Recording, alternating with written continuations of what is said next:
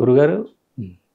ఎవరైనా కూడా ఏం ఆలోచిస్తారంటే హ్మ్. అసలు నేను ఈ భూమి మీదకి ఎందుకు వచ్చాను, హ్మ్. నా జీవితానికి ఏదైనా సార్థకత ఉందా, హ్మ్.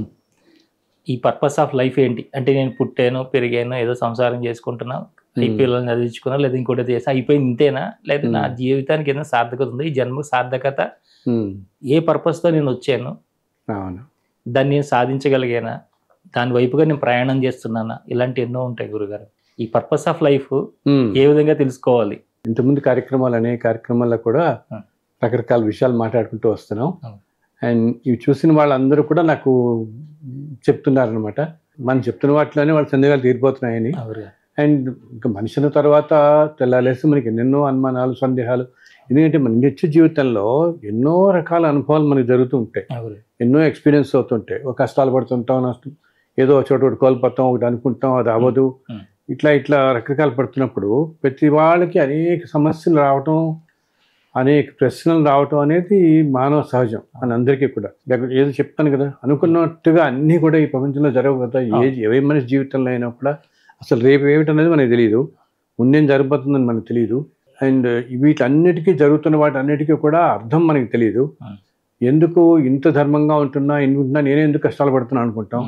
అసలు ఒక్కోసారి ఏంటి, ఎంతో చక్కగా ధర్మ మార్గంలో నడుస్తూ కూడా కష్టాలు పడుతున్న వాళ్ళకి అనుకోని కష్టం రావడంతో ఏంటి కష్టం మన మీద వచ్చి పడుతుంది అనుకుంటాం. ఇట్లా వీటన్నిటికీ మనకి ఏంటంటే ఒక అర్థం తెలియదు అనమాట. ఎందుకు ఇలా మనమే పడాల్సి వస్తుంటుంది. అసలు కొంతమంది ఏంటి, వాళ్ళ జీవితం అంతా కష్టాలే గడిచాయంటుంటారు. ఎప్పుడు కష్టాలే పడుతున్నాం అంటే మేము అసలు మా జీవితంలో సుఖపడిందే లేదు, అసలు మేము ఎప్పుడు ఈ కష్టాలు సరిపోతున్నాయి అంటుంటారు. పిల్లలకు కూడా అప్పుడప్పుడు చెప్తున్నాను కదా, నేను ఫోన్ ద్వారా కానీ ఇలా కలిసి కానీ చాలామంది కలుస్తుంటారు. వాళ్ళ రకరకాల ఏదో కష్టాలకి అర్థం కానీ లేకపోతే కొంచెం బయటపడడానికి ఏదైనా ఉపశమనం ఏమైనా దొరుకుతుందేమో, నాకు మాట్లాడితే ఏదైనా తెలుసుకుందాం. ఇప్పుడు ఒక్కోసారి కొన్నిటికి మన వాళ్ళు అనుకుంటాం కదా, ఏదో పూజ చేస్తాను, పుస్తకం చదువుకుంటానో, లేకపోతే ఒక మంత్రం పట్టుకుంటానో, ఒక దేవతను ఆరాధిస్తానో, ఎవరినైనా సాధారణంగా అడిగేది ఇదే, మన ఈ కష్టంలోంచి ఎలా బయటపడతాం గురువుగారు అని. మన వాళ్ళందరూ ఎవరి దగ్గరికి వాళ్ళు తెలిసిన వాళ్ళలో వాళ్ళకి అందుబాటులో ఉన్న వాళ్ళ దగ్గరికి అడుగుతుంటారు. వీటన్నిటితో పాటు చాలామంది అడిగేది ఏంటంటే, అసలు ఏమిటి, మా పర్పస్ ఆఫ్ లైఫ్ ఏమిటండి అని ఉంటారు. ఇది చాలామంది అతి సాధారణంగా ఎక్కువ అడిగే ప్రశ్న. పర్పస్ ఆఫ్ లైఫ్ ఏమిటి, మనందరికీ అనుకుంటుంటాం కదా, ఏదో గడిచిపోతాను జీవితం, ఏదో గడిచిపోతుంది, నేను దీనికోసమే పుట్టానా, దీనికోసం పుట్టాను, ఈ కష్టాలు పడుతూ ఉంటాను అని చెప్పేసి అసలు ఏమిటి నాకు అని అంటుంటారు అనమాట. ప్రతి మనిషికి కూడా మనం గ్రహించాల్సింది ఏంటంటే, ఇప్పుడు ఇన్ని కోటాను కోట్లు మనుషులు, జీవులు అన్నీ ఉన్నాయి ఇప్పుడు కదా. సో ప్రతి జీవి, ఇప్పుడు ప్రపంచం మొత్తం కొన్ని బిలియన్స్ ఆఫ్ పాపులేషన్ ఉన్నారు. అందరికీ అన్ని జన్మల్లోనూ పర్పస్ ఆఫ్ లైఫ్ అనేది ఉండడం జరగదు. ఈ పర్పస్ అనేది రెండు రకాలు. పర్పస్ అంటే ఏమిటి, కారణం ఏమిటి, నేను పుట్టిన కారణం ఏమిటి ఈ జన్మకి కదా. సో ఈ కారణం అనేది రెండు రకాలుగా ఉండొచ్చు. ఏమిటి ఈ కారణం, ఇంతకుముందు జన్మల్లో మనం చేసుకున్న ప్రారబ్ధ కర్మలన్నీ అనుభవించడానికి జన్మ తీసుకోవటం, అది కారణమే కదా, కారణం వల్లే. సో దట్ ఈస్ ఆల్సో ఇంగ్లీష్లో మనం పర్పస్ అంటాం, బట్ కారణం అదే. ఈ కారణం వల్లనే ఇవన్నీ తీసుకుంటాం. ఇంకో విధంగా కారణం అనేది ఏంటి, పర్పస్ అనేది లార్జ్ పర్స్పెక్టివ్లో ఆలోచిస్తే ఈ ప్రపంచానికి, ఈ సమాజానికి ఏమన్నా ప్రత్యేకంగా నేను చేయాల్సింది ఏదైనా ఉందా, నా వల్ల ఏమన్నా అవుతుందా, నేను ఏమన్నా చేయగలనా, ఈ ప్రపంచానికి ఏదైనా అవుతుందా, ఏదైనా చేయాలని ప్రతి వాళ్ళకి ఉంటుంది కదా, ఏదో చేయాలి. అటువంటిది ఏమన్నా ఉద్దేశం ఉందా, దైవీ కార్యం కానీ సామాజికంగా ఉపయోగపడేది కానీ ఏమన్నా ఉందా అని చెప్పి చాలామంది అనుకుంటుంటారు అనమాట. సో ప్రతి మనిషి మనం ఆలోచించాల్సింది ఏంటంటే, మనం అలా బాధపడక్కర్లేదు అనమాట. ఏంటి అసలు నా లైఫ్ అంతా పర్పస్లెస్గా సాగిపోతుందండి, ఏదో వెళ్తున్నాను, ఉద్యోగం చేస్తున్నాను, పిల్లలు కష్టాలు ఇలా పడుతూ ఉంటున్నాను, ఇలా సాగిపోతుంది అంటే. సో దానికి నేను అందరికి చెప్పేది ఏంటంటే, మీరు అట్లా అని ఎప్పుడు అనుకోవద్దు నైనా. పర్పస్ ఆఫ్ లైఫ్ అనేది ఇది ఇప్పుడే కాదు, అసలు ఎన్నో వందల సంవత్సరాల నుంచి వస్తున్నాయి. ఎంతో మహానుభావులను అడిగినా, వెళ్ళిన వాళ్ళు, కూర్చున్న వాళ్ళు, గురువుల దగ్గర కూర్చున్న వాళ్ళు, శిష్యులు ఫస్ట్ ఇదే అడుగుతుండేవాడు చాలామంది. గురుగారు అన్నీ ఉంచే అసలు నా పర్పస్ ఏమిటి, నా జీవితం జయం ఏమిటి, మార్గం ఏమిటి, ఇదే కదా అందరూ అడిగేది. సో ఇది ప్రతి మనిషికి కూడా ప్రతి జన్మలోనూ ఒక స్పెసిఫిక్ పర్పస్ అంటూ ఏమీ ఉండదు. అలా అని మనం ఏమి బాధపడక్కర్లే, అయ్యో నాదంటే నాకు ఏ పర్పస్ లేకుండా ఏదో వెళ్ళిపోతుంటాను జీవితం ఇంతేనా అని బాధపడక్కర్లే. ఏంటి ఈ కారణం కూడా ఏం కారణం ఏంటంటే ఇన్ని జన్మల్లో నేను ఎప్పుడు చెప్తాను కదా, ఇన్ని కోట్లాది జన్మల నుంచి ఈ జీవి వస్తూ ఉంటుంది. వాటిల్లో కొన్ని ఒక్కొక్క జన్మలో కొన్ని తిరుగుతూ ఉంటాయి మనం అన్నీ కూడా మనం ప్రాప్తి చేసే కర్మలు. సో ఆ కర్మలు తీరడం కోసం అంటే మనం ఎప్పుడో ఒకసారి మంచి పనులు చేస్తుండొచ్చు, అన్యాయం చేస్తుండొచ్చు. ఇప్పుడు ఇలా మనం 70 ఏళ్ళు 80 ఏళ్ళు ఎలా బతుకుతున్నామో ఇంతకుముందు జన్మల్లో కూడా అలా బతికిన వాళ్ళమే కదా. ఓ జన్మలో 70 ఏళ్ళు 80 ఏళ్ళు 100 ఏళ్ళు ఇంతకుముందు యుగాల్లో ఇంకా ఎక్కువ కాలం బతికిన వాళ్ళం. సో అప్పుడప్పుడు ఎటువంటి వృత్తుల్లో ఉండి ఎటువంటి మనం ఆలోచన విధానం మనది ఎలా ఉండి మనం ఎవరెవరితో ఎలా ఉన్నామో ఎలా ప్రవర్తించామో ఏం చేసామో తెలియదు కదా. వాటిలన్నీ కూడా ఇంత ఎత్తున మనకు ఉంటుంది మన వెనకాల ప్రారంభకరం అనేది. సో అది మంచి చెడు అన్నీ ఉంటాయి. సో మన ఆలోచనలు అన్నింటినీ కూడా ఇదే ప్రేరేపిస్తూ ఉంటుంది. ఇది ఆ కర్మ వల్లే మన ఆలోచన వస్తుంది. ఎందుకు ఈ కర్మలు తీరడం కోసం ఒక జన్మ తర్వాత ఇంకో జన్మ అవన్నీ తీరాలి కదా మనకి. సో ఇప్పుడు ప్రస్తుతం జన్మలో ఉంటాము, వాటిల్లో కొంత భాగం మనం తీర్చుకుంటాం. అంటే ఏమిటి తీరటం అంటే మళ్ళీ ఇంతకుముందు నువ్వు రుణానుబంధాల్లో నువ్వు ఎవరితో రుణం ఉన్నావో ఆ తల్లిదండ్రుల దగ్గర పెట్టడం, ఆ అన్నదమ్ములు వాళ్ళ మనకి రావటం, పలానా వాళ్ళని మనం వివాహం చేసుకోవటం రుణాలతో, ఈ రుణాలన్నీ తీరడం కోసం. దాంతోపాటు ఒక రకమైన వృత్తిలో ఉంటాం. ఎందుకు అక్కడ మళ్ళీ ఎవరన్నా కలవాల్సి ఉంటుంది, ఏదో రాసి పెట్టి ఉంటుంది మనకు తెలియదు. అందుకని మనం చూడండి జాబ్ చేస్తాం అనుకుంటాం కానీ ఓ చోట జాబ్ చేద్దాం అనుకుంటే ఇంకో చోట ఎక్కడో జాబ్ చేస్తాం, ఓ చోట ఉంటాం అంటాం. అసలు జీవితం అంతా వేరే ప్రదేశంలో గడిపేసిన వాళ్ళు ఉంటారు, పుట్టడం ఓ చోట మధ్యలో ఓ చోట అలా గడిపేసిన వాళ్ళు ఉంటారు కదా. సో ఇట్లా ఉంటున్నప్పుడు ఏంటంటే ఈ జన్మలు ఇలా సాగుతూ పోతూ ఉంటే మనకి ఎన్నో జన్మల్లో అసలు పర్పస్ కారణం అనేది ఈ ప్రారంభ కర్మలని తొలగించుకోవటమే, అవన్నిటిని అనుభవించడం అన్నమాట. తొలగించడం కాదు, అనుభవించటం. ఈ అనుభవించటంలోనే మన జీవితం అంతా సాగుతూ ఉంటుంది. అయితే ఇప్పుడు చెప్పాను ఇది సామాన్య కారణం ఏంటి, ఇంతకుముందు అన్నీ కూడా తొలగించుకుంటూ అయితే మంచి మార్గంలో ఉండడానికి ప్రయత్నిస్తూ ఉంటే ఏమవుతున్నప్పుడు కొంతకాలం పోగా అప్పుడప్పుడు మధ్యలో ఒక జన్మలో మనకి కూడా భగవంతుడు ఒక పర్పస్ పెడతాడు. నాయన ఈ జన్మలో నువ్వు ఇంత సాధన చేస్తూ వచ్చావు, ఇన్ని జన్మల నుంచి ఇన్ని కష్టాలు పడుతున్నా, ఎన్నో రకాల కష్టాలు పడి ఏదన్నా ఇదంతా ప్రారంభ కర్మలో వస్తుంది, వాళ్ళని వెళ్ళి నిందించడం అలా కాకుండా నీ కర్మ నువ్వు చేసుకుంటూ వెళుతూ ఉంటే అప్పటికి మంచి మార్గంలో మనం సోల్ వెళుతూ ఉంటుంది కదా. ఓకే, ఇక్కడ మనం అందరు గ్రహించాల్సింది ఏంటంటే ప్రతి జన్మలో అనేక రూపాలు తీసుకుంటాం. అందరం మనం మళ్ళీ మగవాళ్ళే పుట్టాలి, మళ్ళీ ఆడవాళ్ళే పుట్టాలి, ఈ దేశంలోనే ఇక్కడే పుట్టాలి లేదు. ఇంత మహాసముద్రంలో ఇంత సృష్టిలో ఎక్కడైనా మనం జన్మించవచ్చు. ఏంటి ఇన్ని కోట్ల జన్మల నుంచి వస్తున్నాం కాబట్టి ఇప్పుడు మనం రామాయణ కాలంలో ఎక్కడో పుట్టున్నాం అనుకోండి. రామాయణ కాలంలో పుట్టినప్పుడు ప్రస్తుతం ఈ అమెరికా ఇవన్నీ దేశాల్లో అనుకుంటున్న ప్లేసుల్లో కూడా ప్రదేశాల్లో ఆ రోజుల్లో ఆశ్రమాలు గురుకులాలు ఆ వ్యవస్థలన్నీ ఉండేవి, రాజులు ఉండేవి. ఇప్పుడు ఆఫ్ఘనిస్తాన్ అంటే ఎక్కడొక్కడ రాజ్యాలు, ఆ సంస్కృతుల్లో కూడా మనం పుట్టిండొచ్చు కదా. సో అటువంటి లక్షణాలు కూడా ఈ సోల్కి పట్టుకుని ఉంటాయి. ఆ లక్షణాలన్నీ కూడా అవన్నితో అలా గడుస్తూ ముందుకు వెళ్తున్నప్పుడు ఇంత వాటిని మనం తీర్చుకోవడం కాబట్టి ఇన్ని జన్మల్లో ఇన్ని కోట్లాది జన్మల్లో మనకి ఎక్కువ జన్మల్లో ఇవి తీర్చుకోవడమే సరిపోతుంది. సామాన్య మానవులందరికీ వాళ్ళు ఇంతకుముందు జన్మల్లో చేసుకున్న ప్రారంభ కర్మనే అనుభవిస్తూ వాళ్ళు చేసుకున్న పాపాలకేమో కష్టాలు పడుతుంటారు, వాళ్ళు చేసుకున్న పుణ్యంకేమో మంచి బ్లెస్సింగ్స్ వస్తుంటాయి. రెండో అవుతుంటాయి. తిన్నాని తిండి ముడిపట్లో దొరికి చక్కగా ఒక విధమైన ఉద్యోగం ఉండి ఏదో ఇల్లు గడుస్తూ ఉంటుంది అని ఉంటుంది. అయితే మంచి మార్గంలో మన మనస్సు పెట్టుకుని ఉండాలి అనే సంకల్పం మనం గట్టి సంకల్పం చేసుకోవాలి. ఎప్పుడు సంకల్పంతోనే సగం సాధ్యం అవుతాయి. చాలా గట్టి సంకల్పం చేసుకుంటూ ఉంటే అప్పుడు ఏమవుతుంది, వీళ్ళు ఇలా వెళ్తున్న ట్రావెల్లో మధ్యలో ఒక జన్మలో ఏం చేస్తారంటే భగవంతుడు నాయన ఈ జన్మలో నీకు ఈ కారణం ఇస్తున్నాను, ఇది నువ్వు చెయ్యి ఈ కార్యం ఇప్పుడు అని అంటాడు. అప్పుడు ఏంటంటే ఆ జన్మలో మనం వచ్చిన పర్పస్ ఆఫ్ లైఫ్ ఇప్పుడు అందరూ అడుగుతున్నారే ఆ జన్మకి నీకు పర్పస్ వస్తుంది. అది కూడా ఏమిటి పర్పస్ అనేది బ్రాడర్ సెన్స్లో సమాజానికి ఉపయోగపడే పర్పస్ నీకు ఇస్తాడు భగవంతుడు. ఈ రోజున మన చుట్టూ ఉన్న వాళ్ళలో కొంతమందిని ఎంతో ధర్మాత్ములు ఎన్నో ధర్మకార్యాలు చేస్తున్నారు.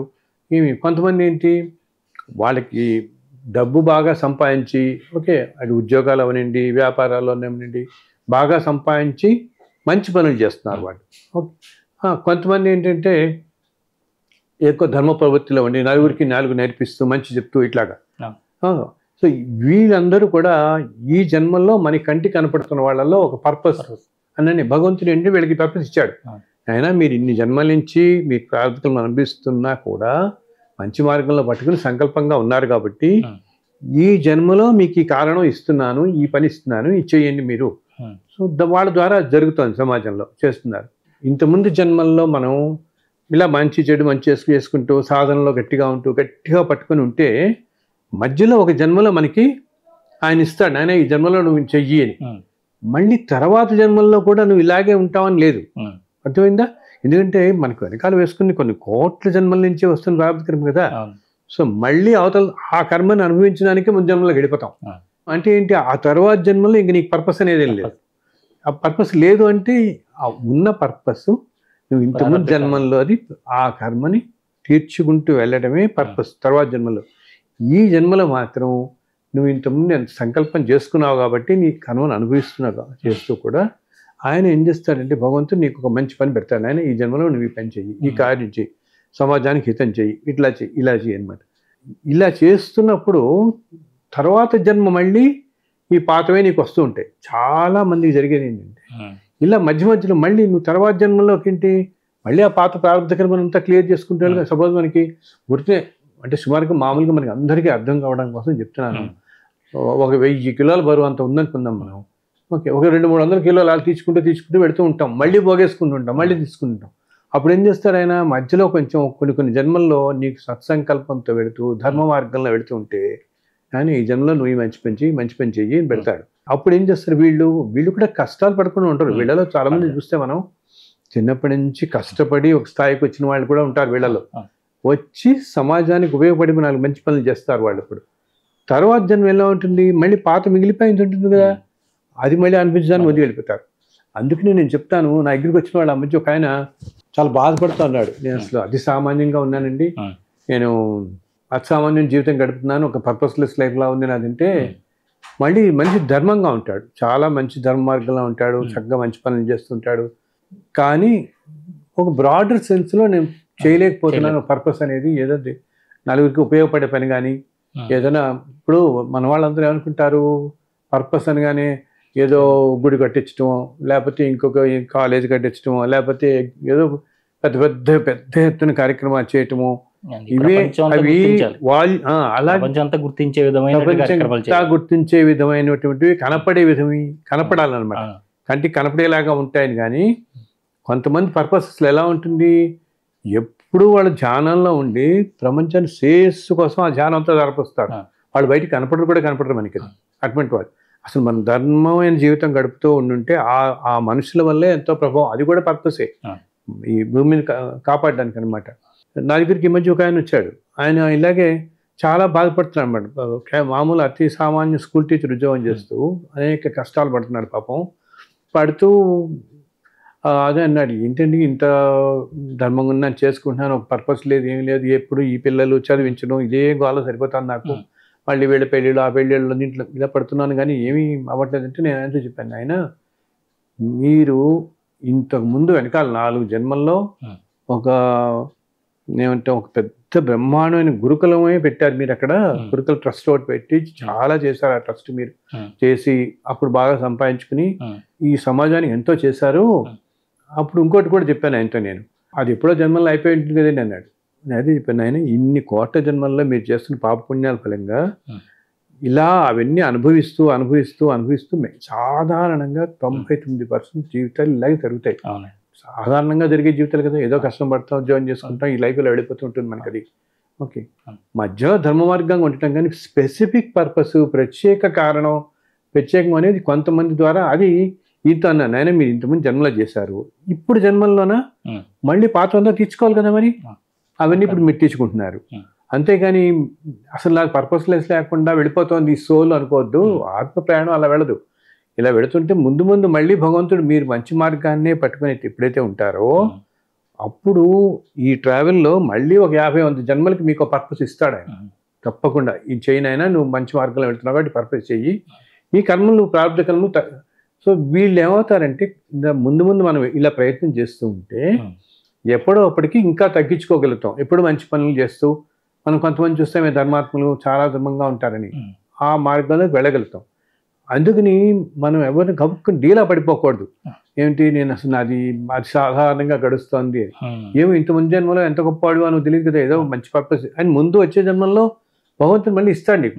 ఇంకో జన్మలో ఎప్పుడో నువ్వు చేస్తావు. ఇప్పుడు ఇందా చెప్పాను, ఎప్పుడు చెప్తుంటాను కదా నేను, ఇంత అధర్మం పెరిగిపోతూ ఈ కాలంలో ఉన్నప్పుడు మంచి ధర్మ కార్యాలు చేయాలంటే కూడా ఎంతో గట్టి సంకల్పం పెట్టుకుని ఈ మాయల నుంచి బయటపడితే కానీ చేయలేం మనం.